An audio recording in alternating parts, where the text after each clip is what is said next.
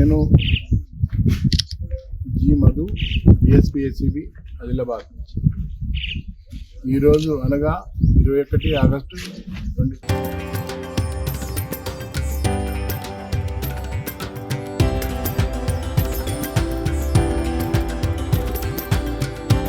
తరతరాలుగా తరగని స్వర్ణ బంధాలు మన మానిపల్లి జ్యువెలర్స్ 26 రోజున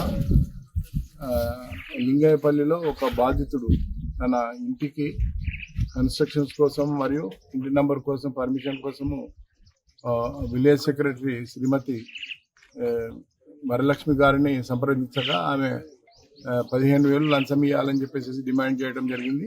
ఆ తర్వాత 13,000కు అగ్రిమెంట్ అయింది. 13,000 కూడా తను క్యాష్ తీసుకోకుండా ఫోన్పే కొట్టాలని చెప్పింది. అది తన ఫ్రెండ్కు ఫోన్పే చేయించింది. అది వాళ్ళని కూడా మేము అదుపులోకి తీసుకుంటున్నాము. వీరి మీద కేసు అవుతుంది, వరలక్ష్మి గారి మీద కేసు అవుతుంది. వారిని అదుపులోకి తీసుకుని ఏసీబీ చట్టం ప్రకారం వారిని కోర్టులో ప్రవేశపెట్టడం జరుగుతుంది. అదేవిధంగా మీ ద్వారా అందరికీ విన్నవించుకునేది ఏమనగా, మీరు ఎవరైనా సరే గవర్నమెంట్